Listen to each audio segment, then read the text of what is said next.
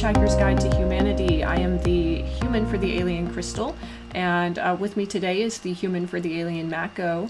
Roni is with us, and she is discussing religion in Africa today and enlightening me on the ancient practices as well as what's practiced today.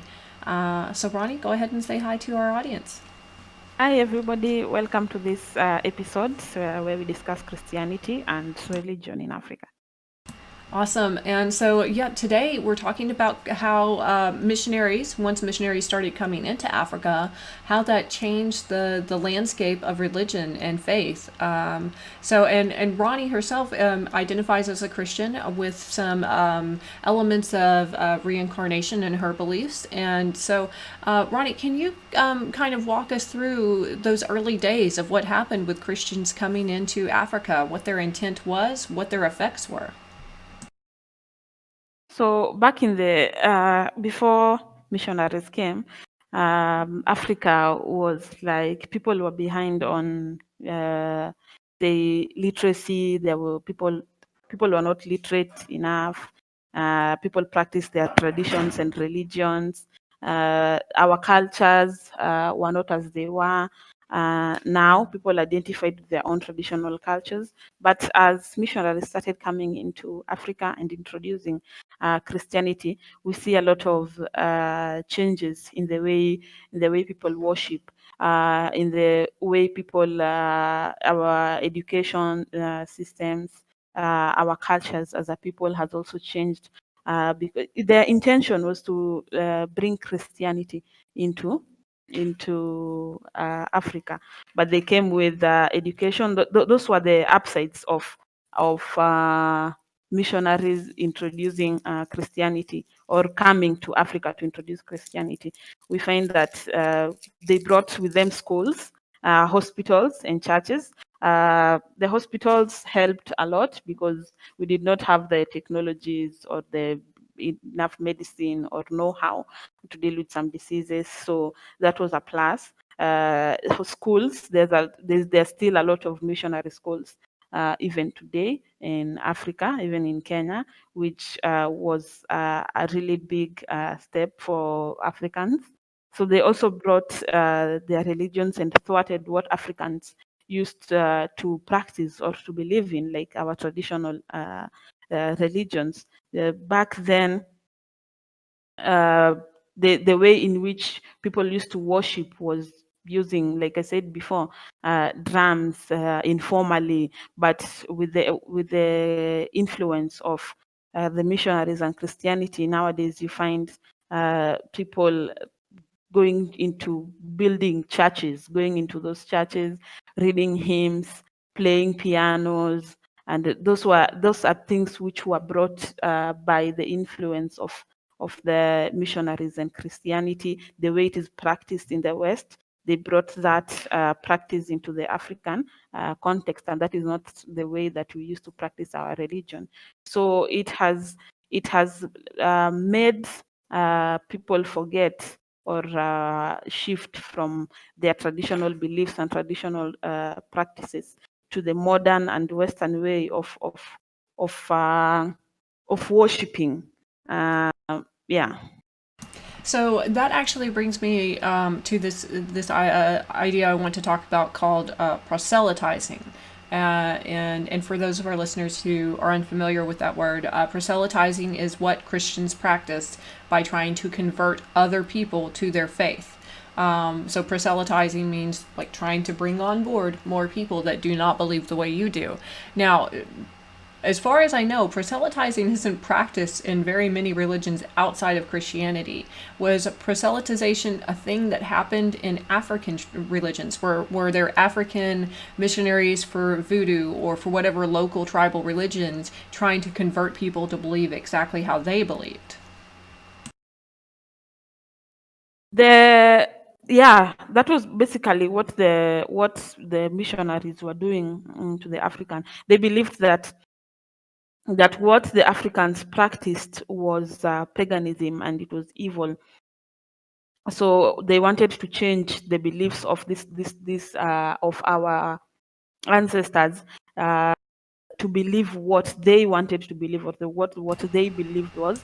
Because, like I said, African traditional religions are based on believing on ancestral spirits, and they believed in a god, in one supreme being, God. So they like uh, wanted people, or converted people into believing in this, in their being, or in their version of God, and also transform the way they worship, the way Africans, or traditional Africans, worshipped their gods and their ancestors, into the way that they think or they believe that God needs to be worshipped or needs to be appreciated. So, did that happen in reverse? Did African religious leaders say, no, you should believe how we believe? And not only that, we're going to try to convert you. Was there ever reverse proselytization? No, I've not heard of any reverse proselytization per se. So yeah, and that's what I kind of see throughout all other religious faiths that I've experienced. I've been involved with Hinduism briefly and Buddhism briefly, and as well as for years I was involved in paganism in America, and none of those religions did we ever actively like go out and knock on doors and try to get people to come to our church, or praise the goddess or anything like this, or practice Buddha's tenets. It just didn't happen. If a seeker was on their own path and they happened to end up in our vicinity and want to learn from us, then that was one thing. But we didn't actively go out and seek followers. That's something that I find that is pretty much unique to Christianity, is they actually go out and try to gain more converts. Which, if you look at that from a business perspective, is advertising, and is the best way to grow a business. So it's the best way to grow a faith as well. Try to get as many people on board as you can. So I do want to go back a little bit. Let me turn off my WhatsApp because we just got a ding on there that I didn't want. Sorry about that, listeners. I want to go back and talk a little bit about the fact that Christianity did bring all of these positive things like science and technology and education in. But I also want to emphasize that it was not because Africans couldn't develop these on their own. It was the fact that the landscape of Africa made that very difficult. If you look at why Europeans were able to start developing in math and science and all of these other things, it was because they had the land needed to raise livestock and to farm. So once their basic needs were taken care of, they had access to fresh water, they had access to regular food, and they didn't have to focus on just daily survival. Whereas in Africa, the climate and the terrain it's much different, and even to this day, daily survival really depends on you finding food and water in a lot of areas. So just kind of emphasize to our listeners that this has nothing to do with the fact that, or the idea that Africans couldn't do these things. It's literally that the landscape was one that was such that did not allow for any thought beyond daily survival up until that point. Would you also agree that that's the situation, that Africans kind of just got a shitty draw on the land grab? Yeah, that is correct. That's the situation. Also, add one thing you said about the reverse, Christians like really into going out and getting their increasing their flock. That is one thing. As much as I'm a Christian and I believe in God and all that, that is the one part of Christianity that I don't really like, because I don't like this sort of Christians who, when you approach them, when you sit with them or when you approach them, all they try to do is preach and preach to you their religion, and tell you the way your beliefs are bad, the way you dress, it is like completely wrong. Everything you believe in and everything you do is wrong and wrong and wrong. And just because they are Christians and they believe in God, everything that they do and everything that they believe in is right and right and right and right. That is the one part of Christianity that I don't really appreciate or associate with. And that's actually what we're seeing, a kind of a change in certain parts of Christianity in America on that. Instead of focusing so much on converting people, what they're now starting to focus on is understanding people and meeting people where they're at. So instead of being so worried about saving their souls in the afterlife, they're making sure they have food. You know, they're opening up soup kitchens and homeless shelters, and they're being much more concerned about their life right now. Because I think what that does, as far as, you know, just common sense, is that if you are providing people with these basic needs so that they can improve their own lives and become independent in their own way, and then you give all of that credit to that higher being instead of the people in the church that did the work, then those people who benefited from those basic needs being met will then also praise their God for having provided these benefits. And, you know, in some ways, I think that there's a good argument for that. You know, if I'm a Christian and I believe God has put me on this earth to do good things for other people, then I am His instrument, so to speak, and He is working through me, and He has changed my life so much that I now want to help other people achieve success in their own lives. And so I definitely applaud the efforts of those Christian communities that are focusing much more on the here and now than they are on the afterlife. And I think that is incredibly positive and motivating to people who are in desperate situations where their basic needs are not being met, and does a lot better than that mass conversion kind of Christianity that began in America and still has pockets of it in America today, where, you know, even with Native Americans, I've had ancestors in recent times, not even like people that are still alive today, that were sent to schools, what they called Indian schools or Native American schools, where the Indian part of them would be beaten out of them, and they were forced to become a Christian. And that kind of behavior is incredibly damaging, because it makes those individuals lose their own culture, lose their own history and their own people's faith, through violent means.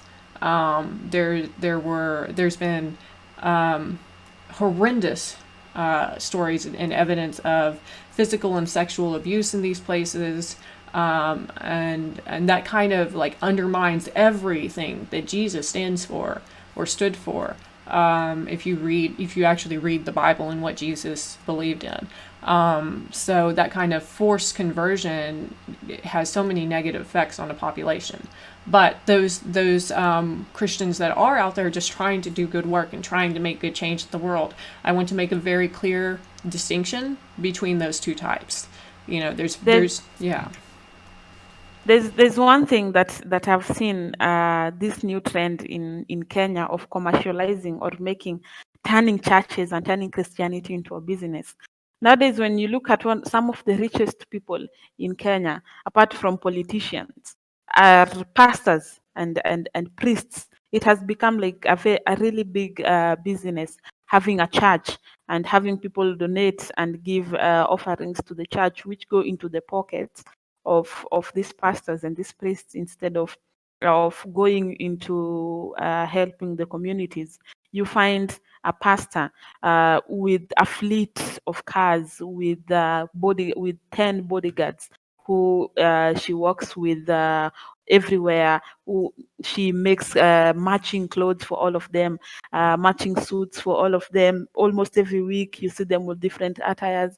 Yani this money that is brought into the church, they take it as theirs. That is one thing that I really do not like about how some people or some owners of these churches practice them in Kenya. When you walk around down maybe in just one estate in Kenya, you find like so many churches, different churches, small churches everywhere. Just it's like there are more churches than there are schools or and hospitals combined, and it's in every 10 houses that you pass, you can find a church. Every 10, 15 houses that you pass, you find a church everywhere. It has become a business nowadays. When some people finish school, then they've tried looking for a job, and you're just a little bit of a Christian, they sit down and say, I'm opening my own church. That is a source of income for them. So that is, in as much as, so is this something that you also see in the West? People Oh, opening up churches because it's they think of it as an income generating, like something. Yeah. absolutely. Let's get into that more in our next segment for tomorrow's piece. And just as a quick reminder, we will be having on the 5th of August at 11 a.m. Eastern Time and 5 p.m. European time, Reverend Ed the Pagan, Ed Hubbard, will be joining us for a conversation on paganism in Europe and Americas. And that will be a live event, so you're more than welcome to join us in the chats and ask your questions. And we'll be having him on at that time.